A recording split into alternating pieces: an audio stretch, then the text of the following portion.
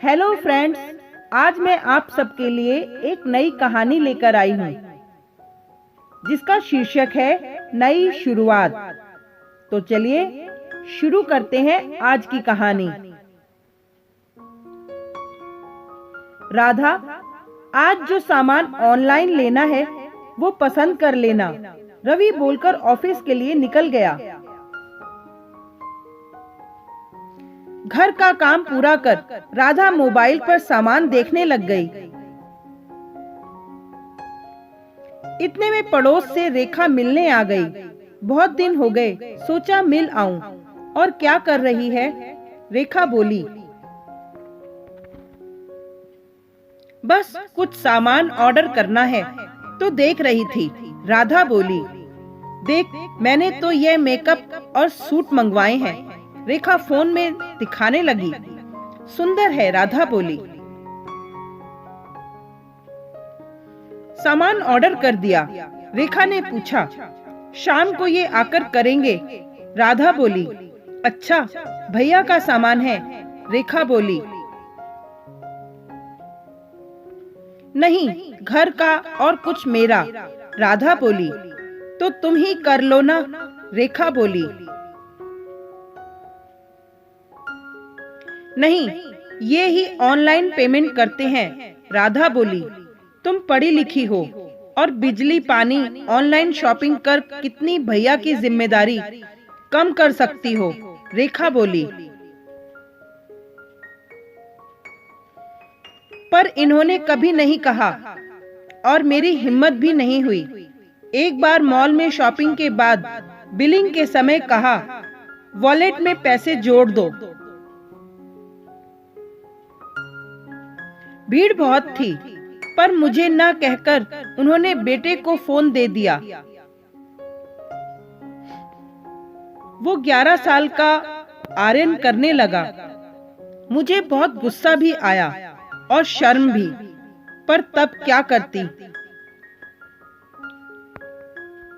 जब बाद में मैंने रवि को कहा, मुझे कुछ सिखाते नहीं, मेरे पढ़े लिखे होने के बाद भी क्या फायदा, राधा बोली। फिर भैया ने सिखाया? नहीं, कई बार सोचती हूँ, न कोई कार्ड, पासवर्ड, न कुछ और पता। कभी मुसीबत आई तो क्या करूंगी। इनसे कहने पर बोलते हैं, मुझे क्या होगा। देखो राधा, बुरा मत मानना, लेकिन मेरी सहेली भी तुम्हारी ही तरह पैसे का कुछ ध्यान नहीं देती थी। अचानक से पति के एक्सीडेंट में जाने पर वह पूरी तरह से दूसरों पर आश्रित हो गई, जिसका सबने फायदा उठाया और उसका पैसा उनके लिए पाना मुश्किल हो गया। पैसे का लेन देन, कार्ड का उपयोग, बैंक, इंश्योरेंस पॉलिसी, सबकी जानकारी आवश्यक है, रेखा ने कहा। कहे तो तुम ठीक रही हो। इस नए साल पर मैं ये ही बदलाव अपने आप में लेकर आऊंगी। इन सभी बात में ध्यान रखूंगी और अपने आप को थोड़ा आर्थिक रूप से सक्रिय रखूंगी, राधा बोली। ये हुई ना बात। स्मार्ट होना आज के समय की सबसे बड़ी जरूरत है, रेखा बोली। तो चल, मुझे भी ऑनलाइन शॉपिंग करना सिखा, राधा ने रेखा से कहा।